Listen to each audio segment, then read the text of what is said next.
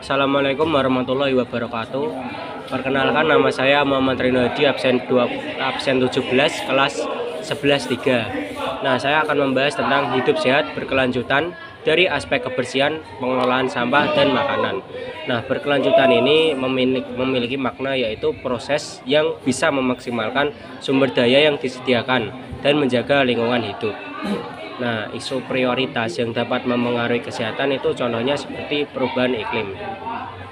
Pengolahan sampah yang baik adalah meminimalisasi penggunaan plastik.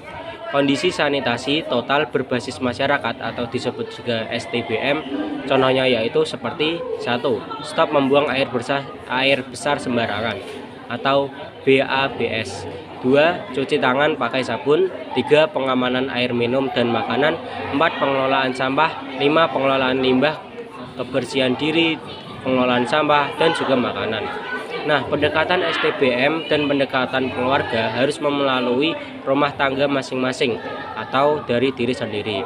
Contoh penyakit akibat kebersihan yang tidak menjaga kebersihan yaitu adalah 1. Diare, 2. Hepatitis A, 3. Kecacingan, dan 4. Kolera, dan masih banyak lain halnya. Kotoran manusia ini membawa berjuta-juta kuman. Solusi untuk jamban agar tetap sehat dan bersih adalah 1. Tidak mencemari sumber air minum dengan jarak antara sumber air minum dengan lubang penampungan minimal 10 meter.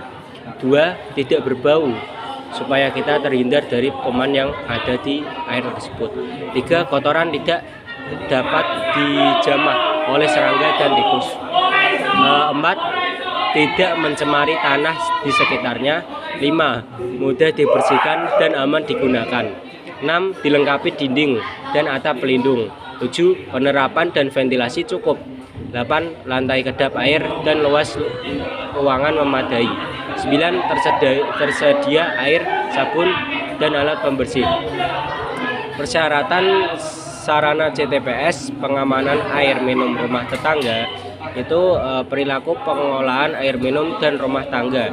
Syarat air minum fisik yaitu tidak berbau, tidak berasa, tidak berwarna. Kunci keamanan pangan ada 4, yaitu 1. Kebersihan, yaitu 1. Jaga kebersihan. 2. Pisahkan makanan matang dan mentah. 3. Masak dengan sempurna agar kita tidak memakan masakan yang setengah matang atau tidak matang.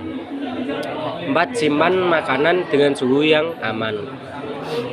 Masalah keamanan pangan berdampak terhadap kesehatan, sosial, dan ekonomi.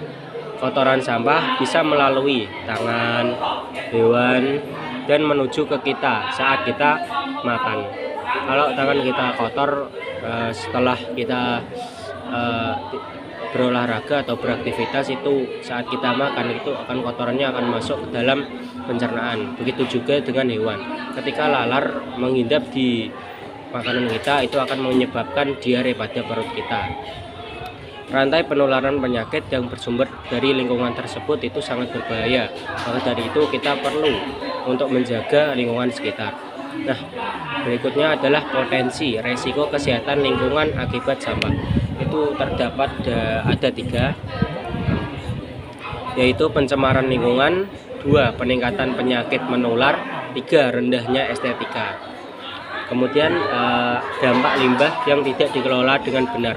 1. Gangguan kesehatan manusia. Ya, itu terutama itu merupakan prioritas dari dampak limbah yang sebenarnya, itu karena bisa menyebabkan berbagai sekali kesehatan yang dapat mengakibatkan penyakit yang sangat serius. 2. Gangguan genetik dan reproduksi, karena saat limbah tidak terkontrol atau tidak dikelola, maka itu akan mengakibatkan gangguan kesehatan serta gangguan genetik, apalagi di reproduksi itu sangat berbahaya. 3. Kerusakan harta benda, karena pada saat limbah tidak dikelola dengan benar itu akan mengakibatkan bencana alam dan bisa mengakibatkan suatu peristiwa yang tidak diinginkan, sehingga harta benda pada saat itu bisa juga mengalami kerusakan maupun hilangnya harta benda kita.